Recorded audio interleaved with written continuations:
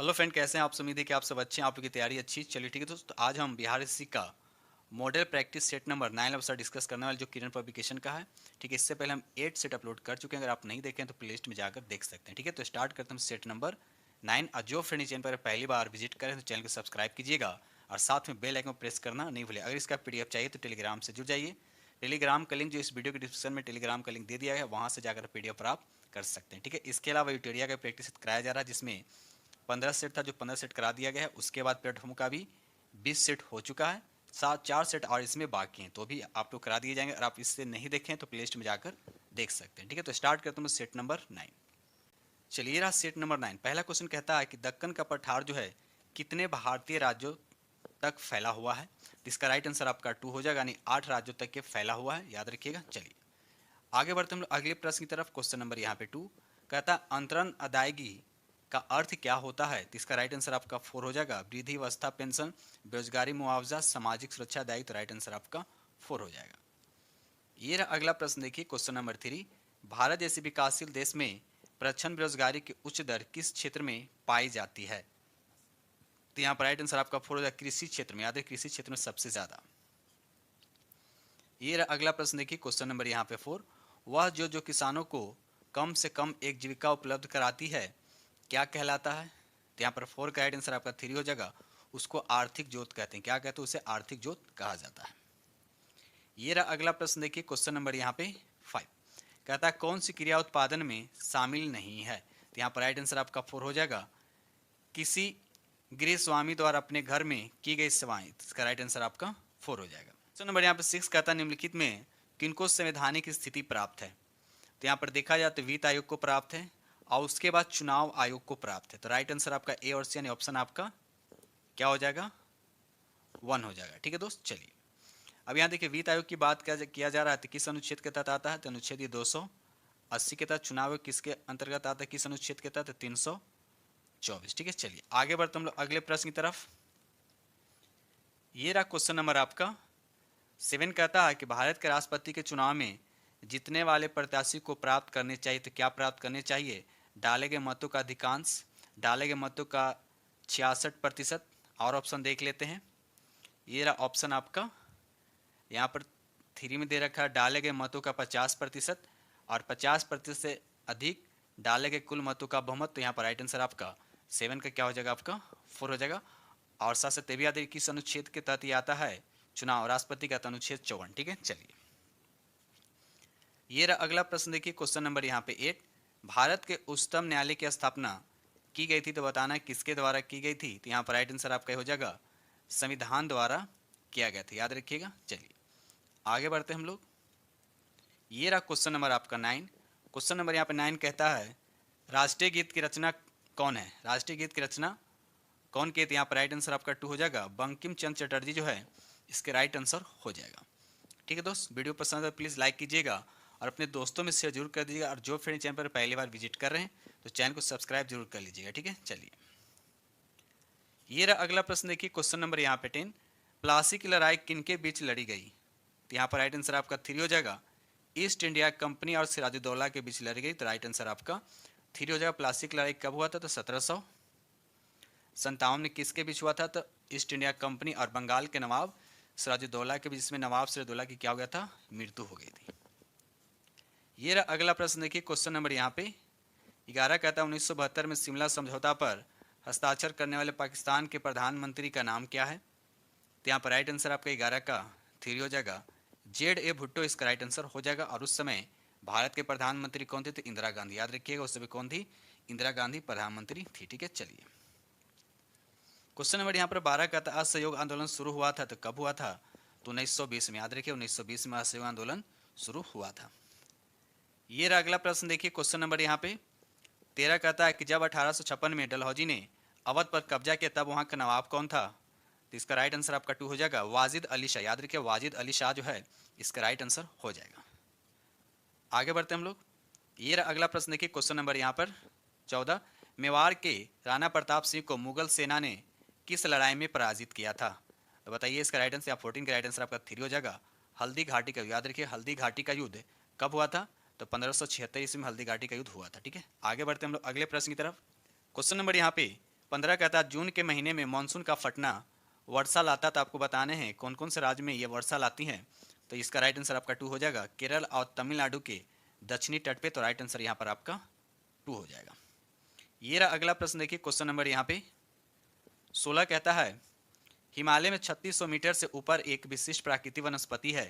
तो आपको बताने इसका राइट आंसर, तो इसका राइट आंसर आपका हो जाएगा अल्पाइन घास स्थल। याद रखिएगा अल्पाइन घास स्थल है, ठीक है।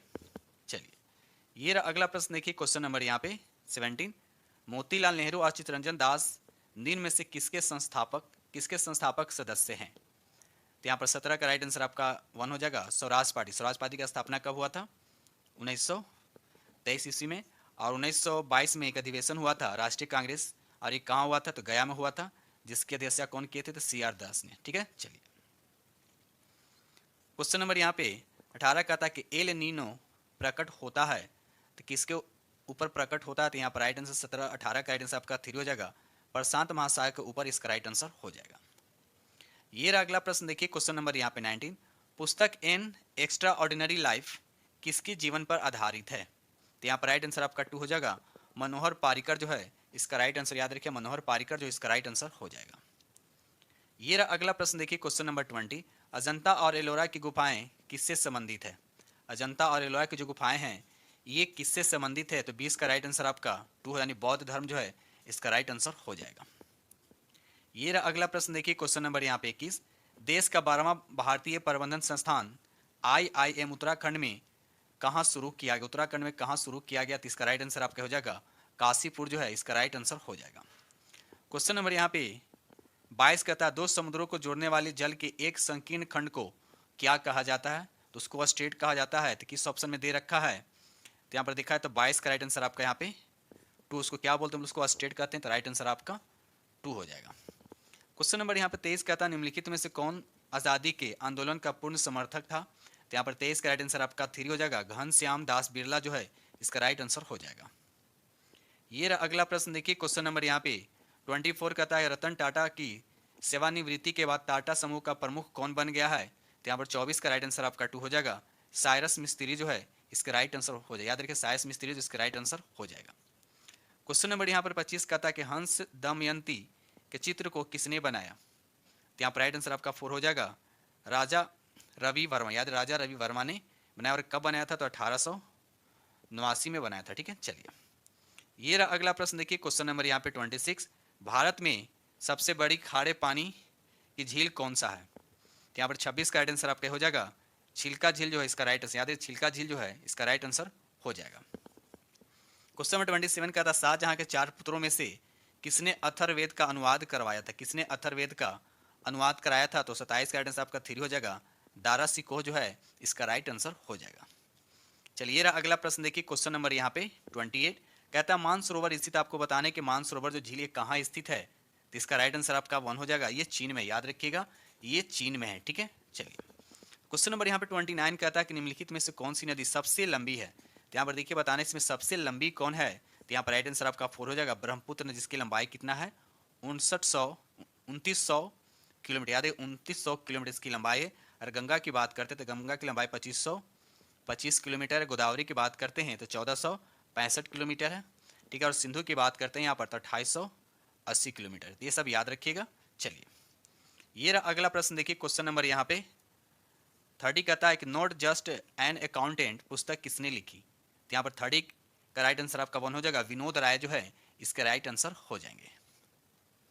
ये रहा अगला प्रश्न, देखिए क्वेश्चन नंबर यहाँ पे 31, बोध गया के स्मारकों में नहीं, आपको बताना है कौन नहीं है। तब 31 का राइट आंसर आपका 4 हो जाएगा, हरिश्चंद्र मंदिर। याद रखिए हरिश्चंद्र मंदिर जो है इसका राइट आंसर हो जाएगा, ठीक है। चलिए आगे बढ़ते हम लोग अगले प्रश्न की तरफ। क्वेश्चन नंबर यहाँ पर 32 कहता है निम्नलिखित में से कौन सा संघ शासित प्रदेश नहीं है?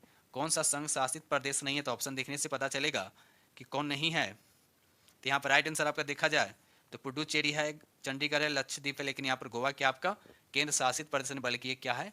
राज्य है, ठीक है। चलिए और गोवा को पूर्ण राज्य की दर्जा कब मिला था? 1987 में। और ये कौन सा राज्य बना था? तो 25वां राज्य बना था। याद रखिएगा 25वां राज्य बना था, ठीक है। चलिए क्वेश्चन नंबर यहाँ पे 33 का था राष्ट्रीय नाटक विद्यालय स्थित है, तो ये कहाँ स्थित है? तो 33 का आंसर आपका 4 हो जाएगा, ये नई दिल्ली में। कहाँ स्थित है? नई दिल्ली में इसकी स्थापना कब हुआ था? तो 1959 ईस्वी को हुआ था। क्वेश्चन नंबर यहाँ पे 34 कहता है कि वन आच्छादित क्षेत्र का सबसे बड़े भूभाग वाला राज्य कौन सा है? वन आच्छादित पूछ रहा है, सबसे बड़ा भूभाग कहाँ है? तो इसका राइट आंसर आपका 4 हो जाएगा, मिजोरम इसका राइट आंसर। ऑप्शन के अकॉर्डिंग यहाँ पर राइट आंसर आपका क्या हो जाएगा? मिजोरम इसका राइट आंसर हो जाएंगे। क्वेश्चन नंबर यहाँ पे 35 का था, भारत में सर्वाधिक चाय उत्पादन करने वाला राज्य कौन सा है? यहाँ पर राइट आंसर आपका फर्स्ट हो जाएगा, असम इसका राइट आंसर हो जाएगा। इसके बाद आता है बंगाल, मेघालय, तमिलनाडु, केरल, त्रिपुरा। लेकिन सबसे ज़्यादा कहाँ होता है? तो आपका असम मतलब कॉफी सबसे ज़्यादा कहाँ होता है? कर्नाटक में होता है। ठीक है, चलिए क्वेश्चन नंबर यहाँ पे 36 कहता है, इनमें कौन सा कथन गलत है? आपको बताने इसमें कौन सा कथन आपका गलत है।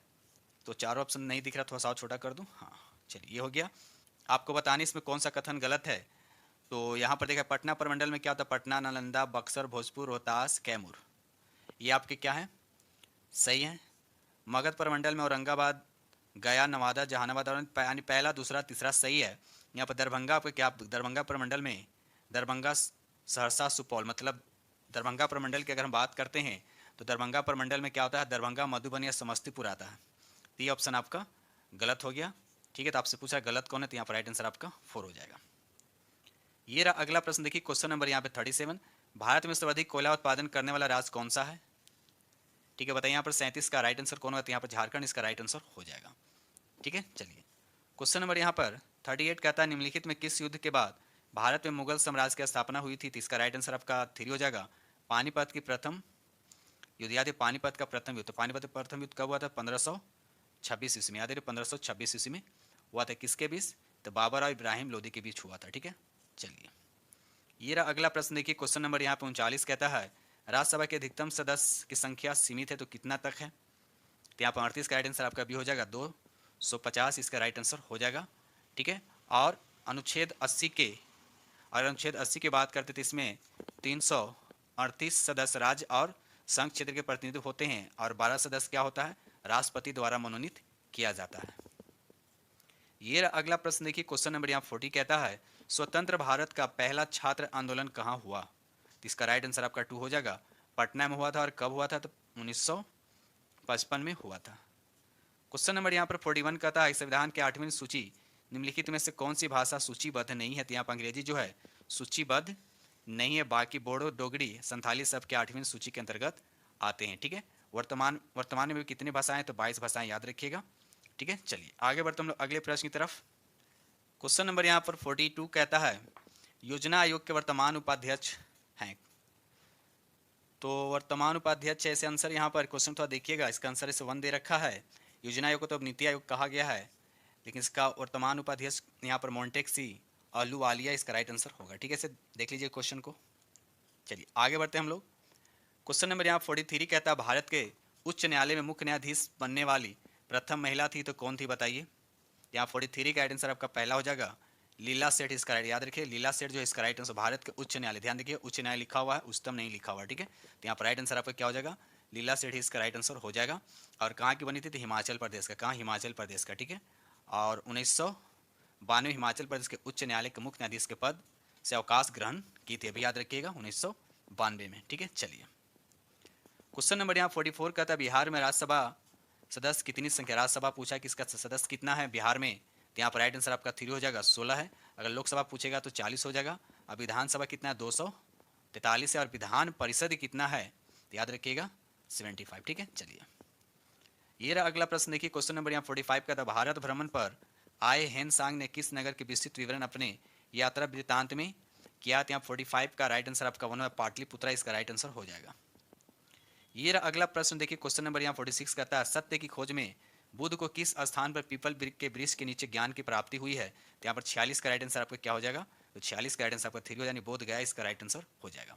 ठीक है, और किस नदी? तो याद रखिएगा निरंजना, निरंजना जिसको फाल्गु नदी के नाम से भी जाना जाता है। ये रहा अगला प्रश्न, देखिए क्वेश्चन नंबर यहाँ पर 47, अत्यधिक मद्यपान से मानव शरीर के किस अंग को क्षति पहुँचती है? तो यहाँ पर राइट आंसर आपका होगा लीवर, यानी यकृत कहा जाता है। ठीक है, चलिए क्वेश्चन नंबर यहाँ 48 कहता है, बिहार राज्य में मात्र 2 ही अंतर्राष्ट्रीय हवाई अड्डा है, यह स्थित है, आपको बताना ये कहाँ कहाँ? तो इसका राइट आंसर आपका 2 हो जाएगा, पटना और गया जो है इसका राइट आंसर हो जाएगा। ठीक है, चलिए आगे बढ़ते हैं हम लोग। ये रहा अगला प्रश्न, देखिए क्वेश्चन नंबर यहाँ 49 कहता है, भारत में मुगल साम्राज्य का अंतिम शासक कौन था? यहाँ पर राइट आंसर आपका 2 हो जाएगा। बहादुर शाह द्वितीय जो है ये मुगल साम्राज्य का अंतिम शासक था, तो राइट आंसर आपका 2 हो जाएगा। क्वेश्चन नंबर यहाँ पर 50 कहता है कि भारत के किस राज्य में राजीव गांधी की मानव बम हमले से हत्या हुई थी? बताना है किस राज्य में। तो 50 का राइट आंसर आपका 2 हो जाएगा। तमिलनाडु इसका राइट आंसर हो जाएगा। तमिलनाडु इसका राइट आंसर हो जाएगा। कब हमला हुआ था? तो 1991 में। ठीक है, चलिए आगे बढ़ते हम लोग अगले प्रश्न की तरफ। दोस्त वीडियो अगर पसंद आ रहा हो तो प्लीज़ लाइक कीजिएगा, और जो फ्रेंड चैनल पर पहली बार विजिट कर रहे हैं तो चैनल को सब्सक्राइब जरूर कर दीजिएगा। ठीक है दोस्त, चलिए तो अब यहाँ चलिए क्वेश्चन नंबर यहाँ 51 कहता है कि ब्लड कैंसर को और किस नाम से जाना जाता है? तो ल्यूकेमिया के नाम से, याद रखिएगा ल्यूकेमिया के नाम से जाना जाता है। ये रहा अगला प्रश्न, देखिए क्वेश्चन नंबर यहाँ पर 52 कहता है कि चंद्र सतह पर एक प्रेक्षक को दिन के समय आकाश दिखाई देगा, तो दिन के समय आकाश कैसा दिखाई देगा? तो इसका राइट आंसर आपका 4 हो जाएगा। उसे काला दिखाई देगा। कैसा दिखाई देगा? काला दिखाई देगा। चलिए रहा अगला प्रश्न, देखिए क्वेश्चन नंबर यहाँ पे 53 कहता है निम्नलिखित में कौन सा एक कोशिकीय जीव है? निम्नलिखित में कौन सा एक कोशिकीय जीव है? तो यहाँ पर देखा जाए तो यहाँ पर यूग्लिना भी हो जाएगा, मीवा भी हो जाएगा, पैरामेशियम भी हो जाएगा। तो यहाँ पर राइट आंसर आपका 4 हो जाए, यानी सभी विकल्प सही, तो राइट आंसर आपका 4 हो जाएगा। ये रहा अगला प्रश्न, देखिए क्वेश्चन नंबर यहाँ पे 54 कहता है कि निम्नलिखित में कौन सा एक बहुकोशिकीय जीव नहीं? बहुकोशिकीय जीव नहीं है, तो यहाँ पैरामेशियम जो है बहुकोशिकीय जीव नहीं है। बाकी कवक, स्पाइरो, गायरा, हाइड्रा जो है ये सभी के सभी आपके क्या है? बहुकोशिकीय जीव है। क्वेश्चन नंबर 55 कहता है कि 10 मोल जल का द्रव्यमान कितना है? 10 मोल जल का द्रव्यमान आपसे पूछा जा रहा है। तो यहाँ पर देखा जल की बात किया जाए तो जल के अगर हम परमाणु भार की बात करते कितना होगा? इसका 18 होगा। कितना होगा? 18 होगा। ठीक है, उसके बाद मोल से हम क्या करेंगे? इसमें मल्टीप्लाई कर देंगे, तो राइट आंसर आपका कितना आ जाएगा? 180 ग्राम, यानी 4 आपका राइट आंसर हो जाएगा। ठीक है, चलिए ये रहा अगला प्रश्न, देखिए क्वेश्चन नंबर यहाँ 56 कहता है किसी प्रतिरोध तार को लंबा किया जाए तो उसका प्रतिरोध क्या होता है? उसका प्रतिरोध क्या होता है? तो याद रखिए ये रेजिस्टेंस जो होता है, यानी प्रतिरोध जो होता है एल का क्या होता है? डायरेक्टली प्रोपोर्शनल होता है। अगर लंबाई इसकी बढ़ेगा तो इसका रेजिस्टेंस भी यानी प्रतिरोध भी क्या होगा? बढ़ेगा। तो राइट आंसर आपका क्या हो जाएगा? यहाँ पे 3 हो, यानी ऑप्शन 3 आपका करेक्ट ऑप्शन हो जाएगा। यहाँ 57 का निम्नलिखित में कौन सा कथन सही है? तो यहाँ पर देखा तो राइट आंसर आपका 3 हो जाएगा। कवक प्रकाश संश्लेषण नहीं करते, तो ये इसका राइट आंसर हो जाएगा। ठीक है, कवक जो प्रकाश संश्लेषण नहीं होता उसमें क्लोरोप्लास्ट नहीं होता। ठीक है, चलिए ये रहा अगला प्रश्न, देखिए क्वेश्चन नंबर यहाँ पर 58 कहता है डैश दे रखा पौधे के नरम हिस्से में उपस्थित अपेक्षाकृत पतली कोशिका भित्ति अंतर कोशिकीय के स्थान पर अंतर्निर्दिष्ट जीवित कोशिकाओं को बना होता है, तो इसको क्या बोलते हैं? उसको पैरेन कायमा बोलते हैं। क्या बोलते हैं? पैरेन कायमा उसको कहा जाता है। तो राइट आंसर आपका 2 हो जाएगा। आगे बढ़ते हम लोग अगले प्रश्न की तरफ। ये रहा क्वेश्चन नंबर आपका 59 कहता सूक्ष्म जीव मृदा पादपों पर उसके बाद डैश दे रखा के उत्पादन के लिए क्रिया करते हैं, तो 59 का राइट आंसर आपका 3 हो जाएगा। ह्यूमस इसका राइट आंसर हो जाएगा। क्वेश्चन नंबर यहाँ पर 60 कहता है निम्नलिखित में कौन सा अष्टक नियम के अपवाद को दर्शाता है? तो यहाँ पर राइट आंसर आपका 2 यानी बोरोन जो है इसका राइट आंसर हो जाएगा। कमेंट्स से बताइए कि अष्टक का नियम किसने दिया था? कमेंट्स में लिखकर जरूर बताइएगा। क्वेश्चन नंबर यहाँ पे 61 कहता है निम्नलिखित में कौन सा एक विजातीय मिश्रण है? कौन सा एक विजातीय मिश्रण है? तो यहाँ पर राइट आंसर आपका 2 हो जाएगा। निलंबन जो है इसका राइट आंसर हो जाएगा। ठीक है, चलिए ये रहा अगला प्रश्न, देखिए क्वेश्चन नंबर यहाँ पे 62 जब किसी अभिक्रिया में एक पदार्थ में ऑक्सीजन का ह्रास होता है तो उसे कहा जाता है, तो उसे क्या कहा जाता है? तो इसका राइट आंसर आपका 2 हो जाएगा। अपचयन उसको क्या बोलते हैं? अपचयन या रिडक्शन कहते हैं। क्या बोलते हैं उसको? अपचयन या रिडक्शन कहा जाता है। ठीक है, ये रहा अगला प्रश्न, देखिए क्वेश्चन नंबर यहाँ पे 63 कहता है किसी उदासीन विलयन का पीएच मान क्या होता है? तो उदासीन विलयन की बात को उसका पीएच मान क्या होता है? 7 होता है, यानी ऑप्शन 1 करेक्ट आंसर हो जाएंगे। जिसका पीएच मान 7 से कम होता है वह अम्लीय होता है, और जिसका पीएच मान 7 से ज़्यादा होता है वह क्षारीय होता है। क्वेश्चन नंबर यहाँ पर 64 कहता है निम्नलिखित में से किसको किसी तत्व के उस सूक्ष्म कण के रूप में परिभाषित कर सकते हैं जो स्वतंत्र रूप से अस्तित्व में रह सकता है? तो यहाँ पर 64 का राइट आंसर आपका अणु हो जाएगा। क्या जो उसको अणु कहते हैं। चलिए रहा अगला प्रश्न, देखिए क्वेश्चन नंबर यहाँ पे 65। क्वेश्चन नंबर 65 कहता है कि एक उष्मा शोषी का जिसको हीट दिया जाता है, एक उष्मा शोषी प्रतिक्रिया क्या होती है? तो उसमें क्या होता है? हीट दिया जाता है, तो राइट आंसर आपका 2 हो जाएगा। प्रतिक्रिया जिसमें उष्मा क्या होता है? शोषित होता है, यानी इसको हीट दिया जाता है। ठीक है, उष्मा दी जाती है, यानी उष्मा को ऑब्जर्व करते, तो राइट आंसर आपका 2 हो जाएगा। ये रहा अगला प्रश्न, देखिए क्वेश्चन नंबर यहाँ पे 66 निम्नलिखित में से ध्वनि स्वरमान यानी पिच को कौन निर्धारित करता है? तो यहाँ पर 66 का राइट आंसर आपका 2 हो जाए। फ्रीक्वेंसी जिसको आवृत्ति कहा जाता है। आवृत्ति का मात्रक क्या होता है? तो हर्ज होता है, याद रखिएगा क्या होता है? हर्ज होता है। ठीक है, आगे बढ़ते हैं हम लोग। क्वेश्चन नंबर 67 का आता है कि अति शीतलन यानी सुपर कूलिंग किस द्रव को शीतलन करना होता है? तो देखते हैं ऑप्शन क्या दे रखा है। तो यहाँ ऑप्शन के अकॉर्डिंग यहाँ पर राइट आंसर देखा जाए तो यहाँ पर देखिए 67 का यहाँ पर राइट आंसर क्या हो जाएगा आपका हिमांक से नीचे। राइट आंसर आपका क्या हो जाएगा हिमांक से नीचे, इसका राइट आंसर हो जाएगा। क्वेश्चन नंबर यहाँ पर 68 कहता है किसी वस्तु पर लगाए गए बल की दिशा वस्तु की गति के विपरीत दिशा में होती है तो वस्तु की गति क्या होगा? यहाँ पर राइट आंसर आपका क्या हो जाएगा कम हो जाती है, तो राइट आंसर आपका 3 होगा। ये रहा अगला प्रश्न देखिए क्वेश्चन नंबर यहाँ पर 69 ब्रायोफाइट को प्राय उभयचर पादप क्यों कहा जाता है? तो यहाँ पर 69 का आंसर आपका 2 हो जाएगा। वे जल और थल दोनों पे पाए जाते हैं, तो राइट आंसर आपका यहाँ पे 2 हो जाएगा। ये रहा अगला प्रश्न देखिए क्वेश्चन नंबर यहाँ पे 70 कहता है पत्तियों का लाल नारंगी और पीला रंग किसके कारण होता है? तो यहाँ 70 का राइट आंसर आपका 4 हो जाएगा। कैरोटीनॉइड इसका राइट आंसर हो जाए, 70 का राइट आंसर आपका 4 हो जाएगा। ठीक है, चलिए आगे बढ़ते हैं हम लोग। क्वेश्चन नंबर यहाँ पे 71 का था निम्नलिखित में कौन सा पादप कीटभक्षी नहीं है? आपको बताने इसमें कौन सा जो पादप जो कीटभक्षी नहीं है, तो 71 का राइट आंसर आपका 4 हो जाएगा। कसकुट्टा जो एक कीटभक्षी नहीं, बाकी सभी आप कीटभक्षी हैं। ये रहा अगला प्रश्न देखिए क्वेश्चन नंबर यहाँ पे 72। क्वेश्चन नंबर 72 कहता है किस ग्रह को सांध्य तारा के नाम से यानी इवनिंग स्टार के नाम से जाना जाता है? तो शुक्र ग्रह को इसको मॉर्निंग स्टार के नाम से भी जाना जाता है। और सबसे गर्म ग्रह कौन होता है? तो शुक्र ही होता है। या सबसे चमकीला ग्रह भी पूछेगा तो आपका राइट आंसर आपका शुक्र ही होगा। ठीक है, चलिए क्वेश्चन नंबर यहाँ पे 73 कहता है पूर्व से पश्चिम की ओर भ्रमण करने वाले ग्रह का नाम बताइए। तो यहाँ पर देखा जाए तो पूरब से पश्चिम की बात किया तो यहाँ पर तो शुक्र भी होगा और यूरेनस भी होगा। आप लोग कमेंट से बताइए तो दोनों होना चाहिए, है ना, 1 और 2 दोनों होना चाहिए, क्योंकि ये पूरब से पश्चिम की ओर भ्रमण करते बाकी जितने भी ग्रह हैं सब पश्चिम से पूरब की तरफ घूमते हैं। ठीक है, चलिए यहाँ पर तो 1 और 2 दोनों होना चाहिए। चलिए आगे बढ़ते हैं हम लोग। क्वेश्चन नंबर यहाँ पे 74 कहता है, क्वेश्चन नंबर 74 कहता है यहाँ पे कि ठोस में किस प्रकार का तरंग संचरण करता है? ठोस की बात किया जा रहा है, तो यहाँ पर राइट आंसर आपका 3 हो जाएगा। या तो अनुदैर्ध्य या तो अनुप्रस्थ, तो राइट आंसर आपका क्या हो जाएगा 3 हो जाएगा। ठीक है, चलिए आगे बढ़ते हैं हम लोग अगले प्रश्न की तरफ। ये रहा अगला प्रश्न देखिए क्वेश्चन नंबर यहाँ पे 75 कहता है कि टेलीफोन लाइन को कंप्यूटर पर किसके माध्यम से जोड़ा जाता है? तो बताइए यहाँ पर टेलीफोन लाइन को कंप्यूटर पर किसके माध्यम से जोड़ा जाता है? तो यहाँ पर राइट आंसर आपका 2 हो जाएगा। मोडेम इसका राइट, याद रखिएगा मोडेम जो है इसका राइट आंसर हो जाएगा। अब मोडेम का पूरा नाम क्या होता है? मॉड्यूलेटर। डी मॉड्यूलेटर का संक्षिप्त रूप यानी मोडेम का पूरा नाम क्या होता है? मॉड्यूलेटर और डी मॉड्यूलेटर होता है। ठीक है दोस्त, तो इस तरह से हमने आप लोग के साथ 75 क्वेश्चन डिस्कस किया। उम्मीद करता हूँ कि ये आपका सेट नंबर 9 आप लोग को बेहद पसंद आएगा। अगर इसका पीडीएफ चाहिए तो टेलीग्राम से आप लोग जुड़ जाइए। टेलीग्राम का लिंक जिस वीडियो के डिस्क्रिप्शन में टेलीग्राम का लिंक दे दिया है, वहाँ से आप पीडीएफ प्राप्त कर सकते हैं और प्रैक्टिस सेट कर सकते हैं। फुल प्रैक्टिस वहाँ से आपको मिलेगा 150। यहाँ सिर्फ आप लोग से डिस्कस कर रहा हूँ यहाँ पे 75 क्वेश्चन। ठीक है दोस्त, चलिए तो इसी के साथ वीडियो करते हैं समाप्त। आज जो अपने चैनल पर पहली बार विजिट कर रहे हैं तो चैनल को सब्सक्राइब कीजिएगा और अपने दोस्तों में शेयर जरूर कर दीजिएगा। इसी के साथ वीडियो करते हैं।